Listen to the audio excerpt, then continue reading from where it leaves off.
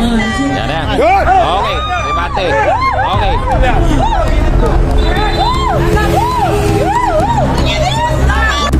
Nag-taxi. Ito ba'y masusundan pa next year? Taon-taon po namin itong ginagawa mula po sa dating kapitan natin at bago ngayon. At ang napag-usapan po ngayon, magdadagdag po tayo ng another category sa women. Yan po, isa yan. Invite po namin kayo. Okay, kasi nakagawa na rin para next year? Una po, salamat sa inyo, sa residente, sa ating council. Itong programa na to ay taunang ginagawa dito sa Barangay Tanang.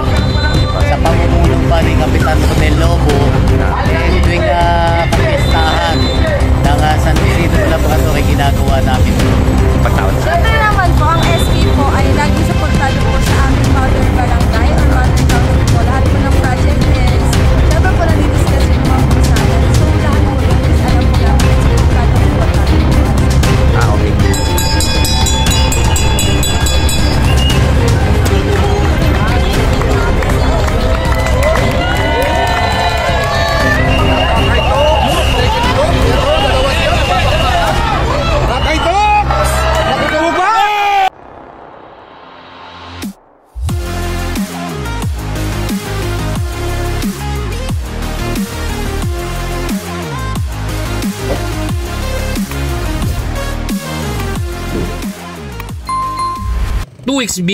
Two weeks before, pumunta po ako doon dahil inibita po tayo ni Juancho Calderon, ano?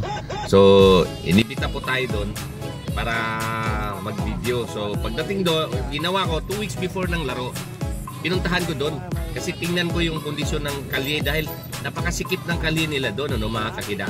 So, yun. Ito yung starting line. Okay. So, yan. Ang nasarapan natin ngayon si Sir Juancho Calderon, ang presidente ng TCC at Tatalon Cycling Club dyan. Okay, so nakita ngayon, ano? Yan. Nagreklamo pa ako kasi kanan ang ikot niya doon, no? Yan. Simula start, ito yung unang kalye, kakanan. Napansin nyo, ang daming no? Ang daming sasakyan, mga kariton. Ayan, napakasikip ng kalsada, mga kakida, dyan sa Tatalon. Kung kayo ay familiar sa lugar na yun, no? Napakasikip ng kalsada. Two-way traffic siya, no? Pero tingnan mo naman, may nakaparadang kotse sa kanan, sa kaliwa. Ayun. Ito. Ayun ang barangay natin. Nasa kanan ang ating barangay. Ayan. So, pasalamat ako kay Derek JV Joshua Abukayo na sinamahan tayo dyan at siya nag-video. So, tinundan lang natin. Oh. Tingnan mo, ang daming tricycle. Ayun po yung mga nanay. Shout out sa mga nanay. Okay. Ay, mga senior natin.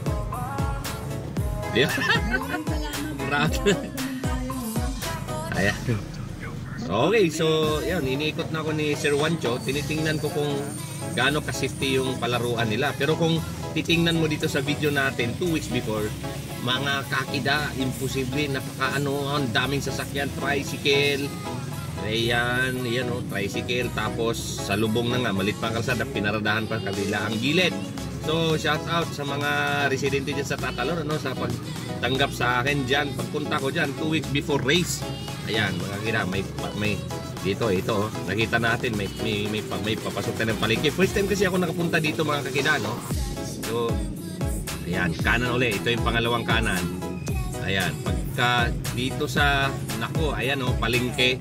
Yan, sad-sad ka sa palengke na yan. Pagka, yun, both side may palengke. Pero dito may market pala sa looban, ano? Ayan, mga kakida. So, si Sir Juancho Calderon nga pala, no? Malapit na po ang ating interview. Interviewin ko natin yan dahil ang balita ko, nagkukumisar yan sa malaking event sa professional cycling. Ayan na, okay. Mga kakida, no? So, ayan, kaliwa kanan. Ayan, medyo bahagyang paikot, pakurba ng pakanan. Ayan, ang dami motor, ayan, palengke. Sobra, gitna ng palengke, may mga aso pa, ayan. So, ayan, ito yung malaking challenge, ano. Pero sa nakaraang video, kung tingnan mo sa nakaraang video na ang title ay Juancho Calderon, siya po, ihawiin daw niya to. Ayan, sinabi niya sa akin, hawiin ko po to, Sir Kida, sabi sa akin. So, ganyan. Sa oras daw ng laro, wala na daw yung mga sakyan, no? So kaya pinakita ko sa inyo sa mga hindi nakapaglaro, ano, dahil baka kasi yung iba hindi pumunta dyan dahil baka masikip ang daan. So pinakita ko lang sa inyo yung totoong nangyari dyan sa karerang yan para at least ba, no? So ito yung part 1, ano, sa video natin. So meron pong bibitawan dito na 5 kategory mga kakida. So wala nga lang women's. So sa susunod na video papakita ko sa inyo ang mga palaro dito kapag nangyaring laro na mga ayan. Yan, kakanan uli o pangatlong kanan. Pag kanan na pangatlo, nalimutan ko pangalan kanina to. Ito yun, diretso na to sa finish line. Ay no, sobrang sikip, lalong pasikip ng pasikip. Habang paano kami, pabalik ng finish line, yung start finish line. Pasikip ng pasikip. Sabi ko, imposible ito. Nangako sa akin si Sir Juancho na hahawiin na rin yan. So papakita ko sa inyo susunod na video nito, yung itong 2 weeks before, and then yung mismong race. Yan, ito na po tayo. Okay, so mga kakida, ito po yung buong ruta, no? Sa mga hindi nakapunta dyan, maganda, next year may palaro pa daw ulit dito. Okay, ayan. So ito yung 2 weeks before, ano? And then mga kakida, ito naman po ang race day na mismo. Okay. Yo mga kakida, welcome to my channel, ano, Kida Iki Bake Addict. Nasa Barangay Tatalon, Quezon City po tayo, ano. Ang unang nakita nyo ngayon dito, bitawan na ilang TTC cycling challenge, ano. Ito all Tatalon po yan, residente po ng Tatalon. So mamaya at hindi tayo masyadong magdadaldal dito at ikutan natin. Ito po yung kalsada na nakita natin noong nakaraan na masyadong maraming sasakyan, pero kita nyo naman ngayon. Okay, so nandito maraming mga kaibigan. Ito po yung ano, no? Ayan.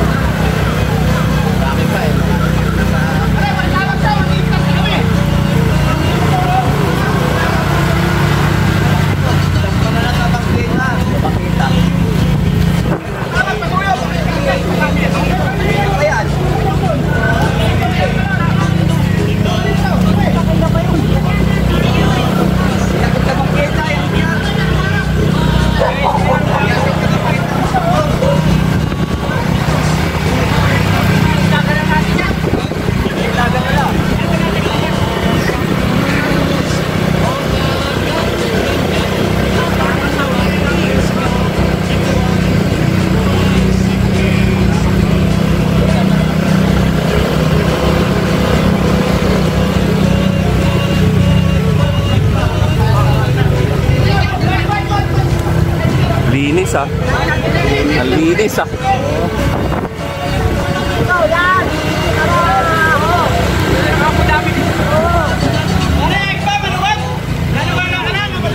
Grabe ka! Ikaw na! Ikaw na! Okay. So, Juancho Calderon po ang ating kaibigan dito, no? So, noong nakaraang linggo, napunta tayo dito. Punong-puno ng sasakyan to, mga kakida, no? So, nakita natin ngayon, napakaluwag ng kalsada. Suportado po ng barangay, suportado po ng pamunuan ng Tatalon. Okay, so, itong unang nakita nyo ngayon sa harapan natin, ito po yung mga Tatalon, ano?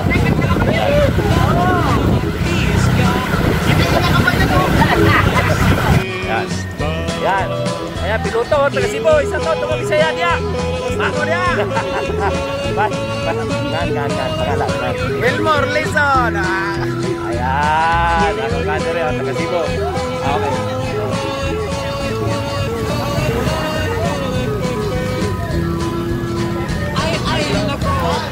Hello, all Tatalon. Okay, yung mga Tatalon, no? Thank you. Napadpad ulit si Mike Ag dito, ah.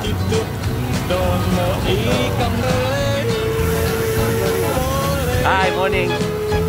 Mukhang maraming maintis. Kailangan dito, ah.